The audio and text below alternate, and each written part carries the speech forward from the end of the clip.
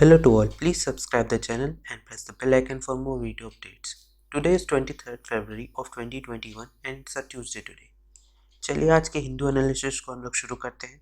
आज का पहला न्यूज़ देखते हैं हम लोग। चलिए आज की पहली न्यूज़ आती है। आज की पहली न्यूज़ जो है वो है जी में विजिट, क्या कहते हैं, जो चाइना के प्रेसिडेंट हैं जिनपिंग, वो क्या कहते हैं विजिट कर सकते हैं इंडिया ब्रिक्स समिट के लिए। ब्रिक्स समिट बहुत ही इंपॉर्टेंट है, जितनी भी कंट्रीज़ हैं उसमें, जितने भी क्या कहते हैं Brazil, Russia, India, China, south Africa, जितने भी लीडर्स हैं इस वक्त वहाँ के, सब लोग इस समिट को अटेंड ही करते हैं, क्योंकि यही उनके बूस्टअप करती है, उनकी जितने टेक्नोलॉजी सर्विसेज है, जो उनको सर्विसेज प्रोवाइड होती है, जो एक दूसरे का कोऑपरेशन करते हैं ये लोग, उसमें ये हेल्प करती है इस तरह की समिट्स। तो इन तरह की समिट्स को ये लोग चाहते हैं कि ज़्यादा से ज़्यादा उनके फेवर में आए, इसलिए वो लोग क्या कहते हैं सारी विजिट करते हैं इस तरह की समिट्स। तो कहते हैं इसी तरह चाइना के जो प्रेसिडेंट है जी जिनपिंग, उन्होंने कहा है कि इंडिया के साथ जो हमारा रिलेशन चल रहा है वैसे ही चलेगा। जो बॉर्डर्स क्राइसिस जो चले हैं उसको हम लोग देखते हुए, ऐसा नहीं है कि हम लोग इंडिया नहीं जाएंगे, ऐसा कुछ नहीं होने वाला है। तो इसमें इम्पॉर्टेंट आता है ब्रिक्स समिट। कहते हैं ब्रिक्स को हम लोग देख लेते हैं, ये ब्रिक्स है क्या, इसको अलग से देख लेते हैं। आप हमारे टेलीग्राम चैनल को भी सब्सक्राइब कर लीजिए, क्या कहते हैं, जिसकी लिंक आपको डिस्क्रिप्शन पर मिल जाएगी। डिस्क्रिप्शन पर ना क्या कहते हैं डाउन साइड आपको डिस्क्रिप्शन पर मिल जाएगी, साथ ही साथ कमेंट सेक्शन में भी पिन होगी हमारे टेलीग्राम चैनल की लिंक, जहाँ से आप टेलीग्राम चैनल को सब्सक्राइब कर सकते हैं। और इसके जो नोट्स हम लोग सब्सक्राइब कराते हैं, एक तो उसमें सारे डिजिटल नोट्स आपको वहाँ पे मिल जाते हैं। दिखाते हैं किस तरह के नोट्स आपको मिलते हैं। इस तरह के देखिए, जैसे ये ब्रिक्स, हम लोग जो ब्रिक्स डिस्कस करने वाले हैं, ब्रिक्स एक एक्रोनिम है जो वर्ल्ड लीडिंग इमर्जिंग इकोनॉमीज है, जैसे ब्राज़ील, रशिया, इंडिया, चाइना और साउथ अफ्रीका, इनको मिल के ये क्या कहते हैं एक तरह से ग्रुप है, जो जिसके समिट ये लोग करते हैं हर साल। एनुअली इसकी लीडर समिट होती है, जिसमें वो अपने जो इश्यूज होते हैं वो बताते हैं और उसको रिजॉल्व कैसे किया जा सकता है, एक दूसरे के साथ कोऑपरेट करके उसके बारे में बात होती है। जो इसका स्ट्रक्चर क्या होता है ये हम लोग देख लेते हैं। स्ट्रक्चर डज नॉट कोई एक तरह से ऑर्गेनाइजेशन नहीं है, लेकिन एक एनुअल समिट है। ये आप याद रखिएगा, ब्रिक कोई ऑर्गेनाइजेशन नहीं है, ऑर्गेनाइजेशन नहीं है, ये एक समिट है, एनुअल समिट। ये कहते हैं बिटवीन द सुप्रीम लीडर्स, जो 5 नेशंस हैं, ब्राज़ील, रशिया, इंडिया, चाइना और साउथ अफ्रीका। जो इनकी जो चेयरमैनशिप फोरम है इसके फोरम की, वो एनुअली रोटेट होती है, हर साल अलग कंट्री में होती है, जिससे एक तरह से बना रहे कि हम सिर्फ एक कंट्री को प्रमोट नहीं करते। इसलिए वे क्या कहते हैं जो समिट है, ये हर कंट्री क्या कहते हैं, कोई ऐसा नहीं कि उसके अंडर भी ग्रुप बनाओ, वो एक ग्रुप है, क्या कहते हैं समझिए, वो एक ऑर्गेनाइजेशन नहीं, वो एक समिट होती है, क्या कहते हैं रिलेशंस बनाने के लिए। इसके सेलिएंट फीचर्स क्या क्या हैं कि जैसे हमने देखा है कि ब्रिक्स अकाउंट करता है about 40% of the world population को, और अबाउट 30% ऑफ द जीडीपी, जो ग्रॉस डोमेस्टिक प्रोडक्ट है उसका 30% ये ब्रिक्स अकाउंट करता है। और जैसे हम जानते हैं ब्रिक्स में क्या कहते हैं काफ़ी बड़े बड़ी कंट्रीज़ हैं इस समिट में, तो ये लगभग 40% जो टोटल वर्ल्ड पॉपुलेशन है उसको अकाउंट करता है, जो एक क्रिटिकल इकोनॉमिक इंजन बनता है इस वक्त, और एक इमर्जिंग इन्वेस्टमेंट मार्केट भी है, और एक ग्लोबल पावर ब्लॉक भी है की तरह भी काम करता है। तो जेनेसिस इसका क्या हुआ था, कहाँ से शुरू हुआ था? जो एक्रोनिम है ब्रिक्स, वो इनिशियली फॉर्मुलेट किया गया था 2001 में। जो इकोनॉमिस्ट है जीमो नील, जो गोल्डमैन सैक्स, उन्होंने अपनी रिपोर्ट में बताया था कि जो इकोनॉमीज है जैसे ब्राज़ील, रशिया, इंडिया और चाइना, वो एक साथ आके एक सिग्निफिकेंट शेयर कर सकती हैं वर्ल्ड पॉपुलेशन और प्रोडक्शन में, ऐसा उनका कहना था। तब उसके बाद 2006 में 4 कंट्रीज़ ने इनिशिएट किया था इस रेगुलर इन्फॉर्मल डिप्लोमेटिक कोऑर्डिनेशन को, जो कि एनुअल मीटिंग होती थी फॉरेन मिनिस्टर्स की, जो कई मार्जिन पे general debate of the UN general assembly को देखते हुए एक सक्सेसफुल इंटरेक्शन होता था, जो डिसीजन, जो डायलॉग होता था जो लीडर्स होते उनके बीच में, जो हेड्स ऑफ स्टेट या गवर्नमेंट जो होते थे, वो इस समिट में आते थे और क्या कहते हैं अपना जो इश्यूज़ हैं, जो इंटरेक्शंस हैं दूसरी कंट्रीज़ के साथ बढ़ाते थे। इसका टाइमलाइन हम लोग देख लेते हैं, क्या है टाइमलाइन इसका। जो पहली ब्रिक्स समिट हुई थी वो 2009 में हुई थी, यह याद रखिएगा, रशियन फेडरेशन में हुई थी, सबसे पहले रशिया में हुई थी। और उन्होंने इशू जैसे ग्लोबल फाइनेंस आर्किटेक्चर, इस तरह के इश्यूज़ को, इसके रिफॉर्म जो होते हैं उन पर इश्यूज़ ये रिजॉल्व वहाँ पे किया था। साउथ अफ्रीका को इनवाइट किया गया था ब्रिक में 2010 में। आप ये याद रखा करिए कि किसको कब इनवाइट किया गया है, क्योंकि कभी कभी पूछ लिया जाता है एग्जाम्स में। जब उसके बाद उसी के बाद ये ब्रिक्स हुआ था। पहले ब्रिक था, क्या कहते हैं, इससे पहले ब्रिक था, उसके बाद ही 2010 के बाद ये ब्रिक्स हुआ था। जो थर्ड ब्रिक्स समिट हुई थी सान्या में, चाइना में, मार्च 2011 में। यह अब याद रखिएगा, उसी वक्त ही सबसे पहली बार साउथ अफ्रीका ने इसे अटेंड किया था। 2010 में उसको इनवाइट किया गया था और 2011 की जो सान्या की चाइना, जो चाइना में पड़ता है, वहाँ पे पहली मीटिंग जो हुई थी उसमें साउथ अफ्रीका ने अटेंड की थी। इसके ऑब्जेक्टिव क्या है? इसका ऑब्जेक्टिव है कि डीपेंड करना, ब्रॉडन करना, इंटेंसिफाई करना कॉपरेशन, जो ग्रुपिंग होती है जो अमंग इंडिविजुअल कंट्रीज, उनको और बढ़ावा देना, इसका ये ऑब्जेक्टिव है। ब्रिक कंसिडरेशन में लाता है ईच मेंबर्स ग्रोथ को, डेवलपमेंट और पॉवर्टी ऑब्जेक्टिव्स देते हैं, जिससे हम रिलेशंस बना के दूसरी कंट्रीज के साथ जो इकोनॉमिक स्ट्रेंथ है उनको इम्प्रूव कर सकें, अवॉइड कर सकें कंपटीशन जहाँ पे पॉसिबल हो। और ब्रिक एक तरह से emerging as new and promising political diplomatic entity के रूप में भी बढ़ के आ रहा है। और एक तरह से ओरिजिनल ऑब्जेक्टिव इसका है कि ग्लोबल फाइनेंशियल इंस्टीट्यूशन उनको रिफॉर्म करना। चलिए, ये था ब्रिक्स के बारे में। चलिए अगली न्यूज़ देखते हैं। अगर आपको कुछ डाउट है तो आप कमेंट सेक्शन में ज़रूर बता सकते हैं। इसके कमेंट में भी आप बता सकते हैं, ये जो यहाँ पे ली हुआ कमेंट आ रहा है इसको भी आप बता सकते हैं, या तो आप हमारे यूट्यूब वीडियो जो आप देख रहे हैं उसमें भी आप कमेंट सेक्शन बता सकते हैं। तो इसको सब्सक्राइब कर लीजिए, इसकी लिंक आपको डिस्क्रिप्शन पे डाउन साइड आपको मिल जाएगी, जहाँ से आप इसे सब्सक्राइब कर सकते हैं। चलिए अगली न्यूज़ देखते हैं। अगली न्यूज़ आती है एक्टिविस्ट दिशा रवि इन 1 डे पुलिस कस्टडी। जैसे हम जानते हैं कि अभी दिशा रवि जो एक एक्टिविस्ट है उनको पुलिस कस्टडी में रखा गया था, लेकिन अभी रिलीज़ हुई थी कुछ दिन पहले, फिर से उन्हें 1 दिन की 1 डे पुलिस कस्टडी में रख दिया गया। तो उनके ऊपर क्या कहते हैं, involvement in sharing tool kit, social media में शेयर करना टूल किट, क्या कहते हैं, पूरी इलीगल है। तो उसके ऊपर उन पर केस चल रहा है, इसीलिए उनको 1 डे क्या कहते हैं पुलिस कस्टडी में रखा गया है। ये टूल किट है क्या? टूल किट एक तरह का डॉक्यूमेंट होता है जो शेयर करता है, जो क्या कहते हैं किसी भी कैंपेन को बूस्टअप, क्या कहते हैं, बढ़ावा देने के लिए। जैसे हम जानते हैं कि फार्मर्स प्रोटेस्ट पर अभी हमने कुछ दिन पहले देखा था, जो इन्वायरमेंटलिस्ट हैं, जो इन्वायरमेंट एक्टिविस्ट हैं, ग्रेटा थनबर्ग, काफ़ी बड़ा नाम है। तो क्या कहते हैं उनके द्वारा एक टूल किट शेयर की गई थी। वही सेम टूल किट ये दिशा रवि के द्वारा भी शेयर की गई थी। तो इस तरह के फार्मर्स प्रोटेस्ट से रिलेटेड जो टूल किट है उसको शेयर करने पे ही गवर्नमेंट ने उनके ऊपर ये एलिगेशंस लगाए हैं, उनको पुलिस कस्टडी में रखा गया है। तो हम लोग देख लेते हैं टूल किट को होता क्या है। एक परफेक्ट स्टेटमेंट, अगर कहीं आपको ज़रूरत भी पड़ गई लिखने के लिए। तो टूल किट होता है एक तरह से हैंडी टूल है जो सस्टेन करता है सस्टेनिंग अ मूवमेंट या campaign in times of social media influences. एक तरह से है कि क्या कहते हैं, एक तरह से डॉक्यूमेंट समझ लीजिए जो क्रिएट करता है एक्सप्लेनेशन की, एक्सप्लेन करता है किसी भी इशू को, और क्या कहते हैं जो कैंपेन को और ज़्यादा उसके जो रोप करता है उनके फिलिप टू द कैंपेन को। एक तरह से ये रोड मैप देता है कि उस कैंपेन को और आगे बढ़ाया जाए, उस एजिटेशन या कैंपेन को। उसके लिए ये टूल किट एक तरह से वर्क होता है। तो टूल किट को आप एक तरह से डॉक्यूमेंट समझिए जो एक्सप्लेन करता है किसी भी, क्या कहते हैं, जो एक्सप्लेन करता है किसी भी कैंपेन या एजिटेशन को, और उसको फॉरवर्ड लाने में क्या कहते हैं ये वर्क करता है। तो ये सोशल मीडिया में इस वक्त बहुत ज़्यादा चल रहा था। ये दिशा रावी के द्वारा भी एक टूल किट शेयर किया गया था सोशल मीडिया में। फिर उसके बाद अकाउंट कहते हैं बंद कर दिया गया था, लेकिन उसके बाद भी क्या कहते हैं बहुत इशू थे, तो इसी के लिए उनको पुलिस कस्टडी में रखा गया था। चलिए अगली न्यूज़ देखते हैं। अगली न्यूज़ आती है Congress lead government falls in Puducherry. कि जैसे अभी हम जानते हैं कि कुछ दिन पहले ही जो वहाँ की लेफ्टिनेंट गवर्नर थी, एलजी वहाँ की जो थी, किरण बेदी, उनको क्या कहते हैं, किरण बेदी जो थी उनको वहाँ से हटाया गया है। क्या कहते हैं प्रेसिडेंट के द्वारा किरण बेदी को हटाया गया था, लेफ्टिनेंट गवर्नर को। तो हम देख रहे थे काफ़ी दिनों से ही, काफ़ी इस पूरे मंथ से ही कहते हैं वहाँ पे इश्यूज चल रहे थे। क्या कहते हैं वहाँ के जो जितने भी एमपीज़ थे वो लोग हट रहे थे कुछ ना कुछ इश्यूज़ के कारण। जुलाई में देखा था हमने कि कुछ एमपीज़ हटे थे, कुछ एमएलएज हटे थे। तो उसके बाद हमने देखा था कि एमएलएज हटते गए, इस मंथ भी काफ़ी ज़्यादा हटे, जिसके कारण जो गवर्नमेंट थी वहाँ पे वो मेजॉरिटी से हट गई। और वोट ऑफ कॉन्फिडेंस में क्या कहते हैं वो जानते थे वहाँ के सीएम, क्या कहते हैं कि वी नारायण स्वामी, क्या कहते हैं कि हम मेजॉरिटी में नहीं है, इसलिए उन्होंने रेजिग्नेशन दे दिया और उनकी गवर्नमेंट गिर गई। तो उनके एलिगेशंस लगे हैं, क्या कहते हैं उन्होंने एलिगेशंस भी लगाए बीजेपी गवर्नमेंट पे कि इतना कम समय बचा था, सिर्फ 10 दिन बचे थे जो अनाउंसमेंट होने वाला था असेंबली इलेक्शन का, और उससे पहले आप क्या कहते हैं इस तरह का इशू हो गया कि गवर्नमेंट को गिराना पड़ा।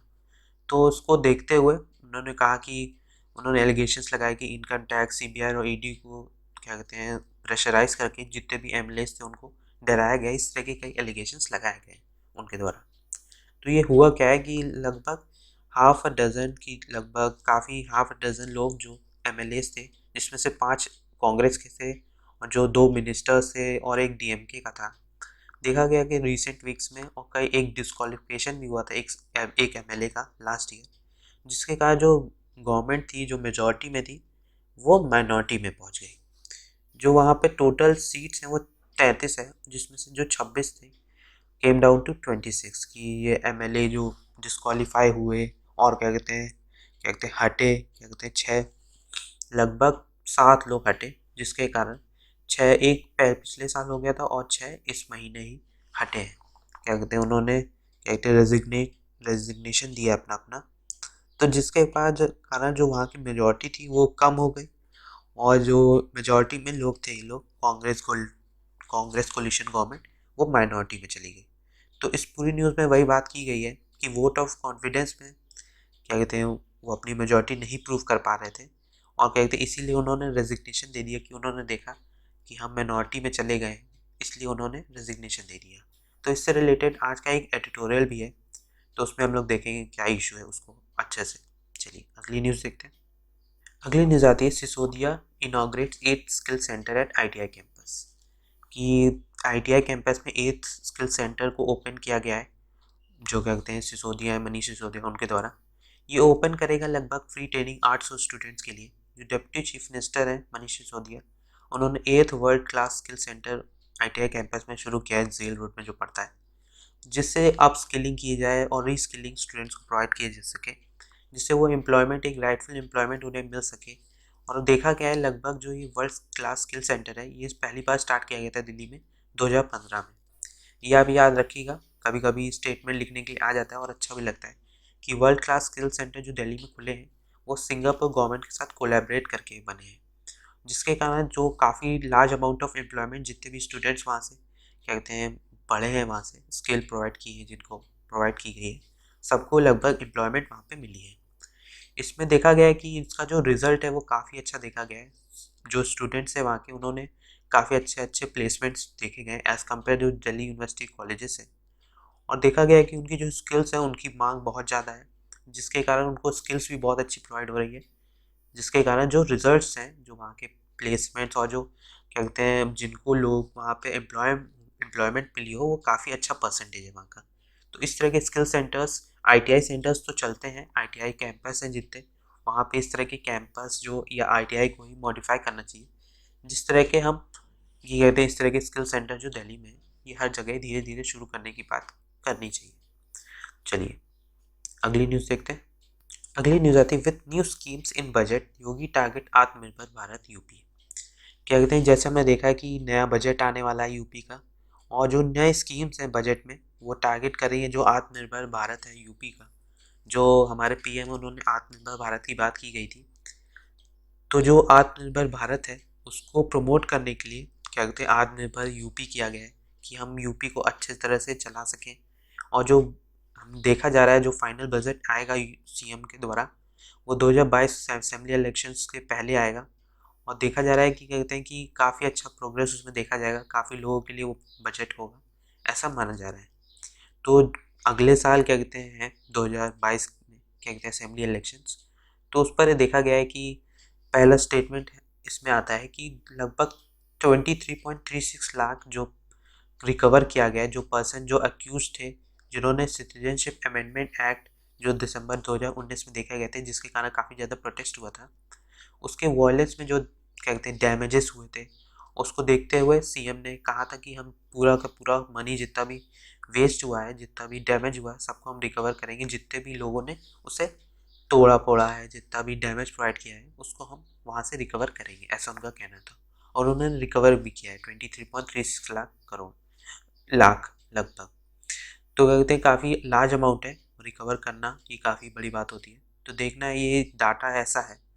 चलिए विथ न्यू स्कीम लगभग देखे गए कि नए स्कीम्स आने वाले हैं लगभग 27,598 करोड़ के, जिसका एस्टिमेटेड बजट ऑफ ओवर जो इस बार बजट है वो लगभग उसका एस्टिमेटेड है 5.5 लाख करोड़, जो अचीव करेगा अचीविंग एंड आत्मनिर्भर, जो यूपी है उसको जो सपोर्ट करेंगे, क्या कहते हैं, प्राइम मिनिस्टर की जो आत्मनिर्भर भारत है, ऐसा जो हमारे क्या कहते हैं फाइनेंस मिनिस्टर है सुरेश खन्ना है, उनका पूरा डाटा ये दिया गया है उनके द्वारा। और उन्होंने कई स्कीम्स के बारे में बात की गई, जैसे हमने देखा कि मुख्यमंत्री प्रवासी श्रमिक उद्यमिता विकास योजना, जो एम करता है एम्प्लॉयमेंट प्रोवाइड करने के लिए सेल्फ एम्प्लॉयमेंट माइग्रेंट वर्कर्स के लिए। इस तरह की कई स्कीम्स यूपी गवर्नमेंट के द्वारा शुरू की गई है। और ये पूरी स्कीम्स ऐसा लग रहा है कि 2022 के जो असेंबली इलेक्शंस हैं उनको देखते हुए ऐसा किया गया है कि लोग उनकी तरफ क्या कहते हैं जाने की गवर्नमेंट वर्क कर रही है। चलिए अगली न्यूज़ देखते हैं। जो आज का पहला एडिटोरियल है, आज का पहला एडिटोरियल हम लोग नहीं देखेंगे लेवल प्लेटफॉर्म, आज का ये वाला एडिटोरियल सबसे पहले देखेंगे, लॉस ऑफ ट्रस्ट। इसमें बात की गई, जैसे हमने देखा जो इंजीनियरिंग डिफेक्शंस जो पुडुचेरी में हो रहे हैं, जिसके कारण माना जा रहा है कि बीजेपी ने अपना लॉस किया है, ना कि कुछ गेन किया है, क्योंकि 10 दिन बचे सिर्फ असेंबली इलेक्शन अनाउंस होने के लिए और वहाँ पे गवर्नमेंट बन नहीं सकती है अब। तो क्या कहते हैं बीजेपी ने कुछ जीता तो नहीं है, कुछ जीता भी नहीं है, और क्या कहते हैं उन्होंने लॉस्ट ही किया है कुछ, ऐसे इसमें बात की गई है। कि जैसे हमने देखा कि इस पूरे मंथ पॉलिटिकल इंस्टेबिलिटी देखी गई पुडुचेरी में। पहले क्या कहते हैं वहाँ की जो लेफ्टिनेंट गवर्नर थी किरण बेदी, उनको हटाया गया प्रेसिडेंट के द्वारा। उनको कहा गया कि उनकी कुछ एक्टिविटीज़ के कारण ऐसा किया जा रहा है, प्रेसिडेंट के द्वारा स्टेटमेंट थी। और उसके बाद देखा गया कि कई पॉलिटिकल इवेंट्स हुए, कई जो एमएलएज थे वो हटाए गए।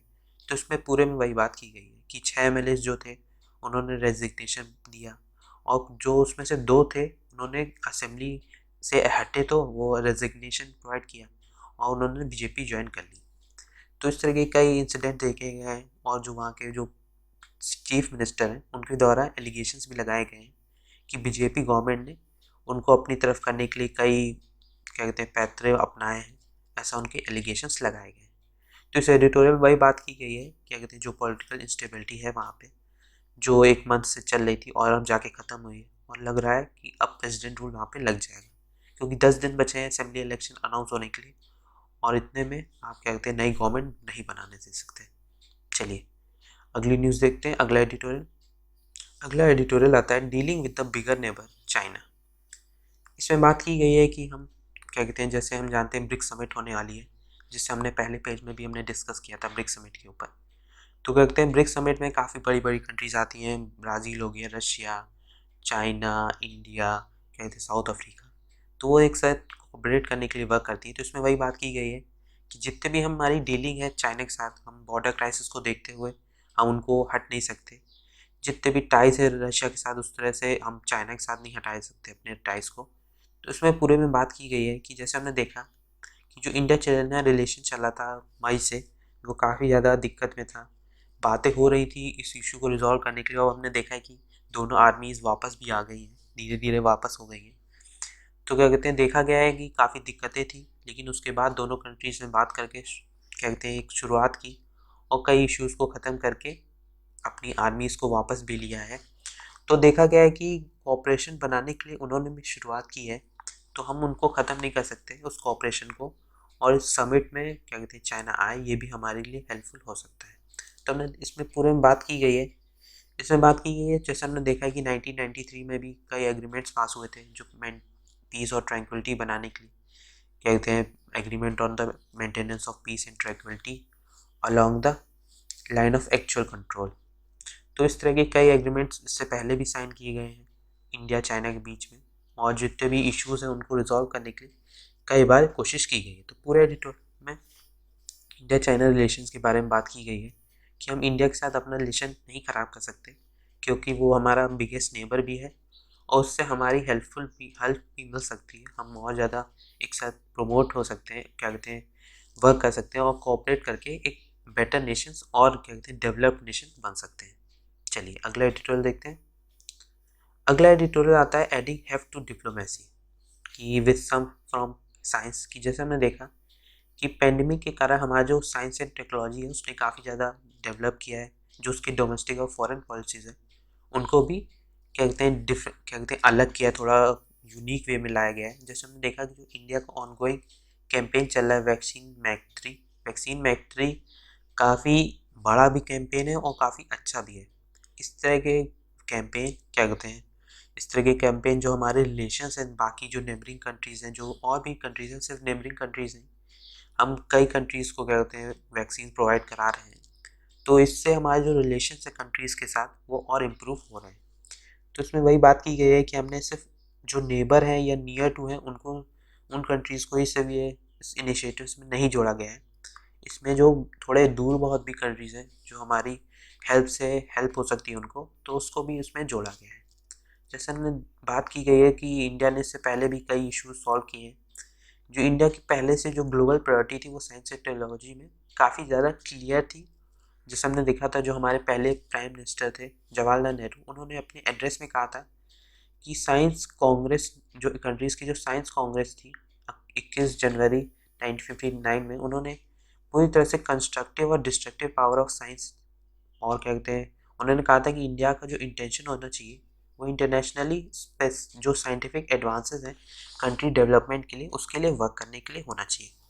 तो इस पूरे एडिटोरियल में साइंस एंड टेक्नोलॉजी से रिलेटेड बात की गई है कि हमारे जो 21st सेंचुरी में जो इश्यूज हैं उनको हम साइंस एंड टेक्नोलॉजी से कैसे ख़त्म कर सकते हैं।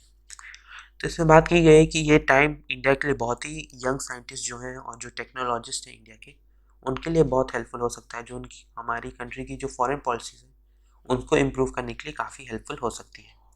जो इस तरह के वैक्सीन मैत्री जैसे कैंपेन्स हैं, इस तरह के कैंपेन से हमारे जो रिलेशंस हैं बाकी कंट्रीज़ के साथ वो इम्प्रूव हो सकते हैं। तो इस पूरे एडिटोरियल में यही बात की गई है, आप इसे पढ़ सकते हैं। चलिए अगला न्यूज़ देखते हैं। अगली न्यूज़ आती है, सुप्रीम कोर्ट ने नॉट किया एनसीएलटी प्रोसेस ऑन 24,713 करोड़ जो आरआईएल फ्यूचर डील है उस पर क्या कहते हैं सुप्रीम कोर्ट ने परमिशन दे दी है। तो एनएलसीटी होता क्या है, नेशनल लॉ कंपनी ट्रिब्यूनल, इसको हम लोग देख लेते हैं ये है क्या। क्या कहते हैं नेशनल कंपनी लॉ ट्रिब्यूनल जो है एनसीएलटी, क्या कहते हैं ये पूरी तरह से जो नेशनल कंपनी लॉ ट्रिब्यूनल है वो एक क्वासी जुडिशियल बॉडी है। क्या कहते हैं जो एडजुडिश करती है इश्यूज जो कंसर्न करते हैं कंपनीज इन द कंट्रीज़ को, और जिसे बनाया गया था 1 जून 2016 में। ये इसका जो रिकमेंडेशंस हैं एनसीएलटी फंक्शन करते कई जो केसेस लेते हैं जो ऑपरेशन या मिसमैनेजमेंट ऑफ कंपनी के होते हैं, और ये केसेस जो पेंडिंग है एपेलेट अथॉरिटी में जो इंडस्ट्रियल और फाइनेंशियल रिकन्स्ट्रक्शन के, उन इश्यूज़ को भी लेते हैं। चलिए आज के लिए इतना ही। Thank you very much. अगर आपने चैनल सब्सक्राइब नहीं किया तो चैनल को सब्सक्राइब कर दें और लाइक बटन ज़रूर दबा दें। और अगर आपको टेलीग्राम चैनल की लिंक नहीं मिल रही है तो डिस्क्रिप्शन पे या आप कमेंट सेक्शन में डाउन साइड आप देख सकते हैं जहाँ से आप इसे सब्सक्राइब कर सकते हैं। चलिए थैंक यू वेरी मच।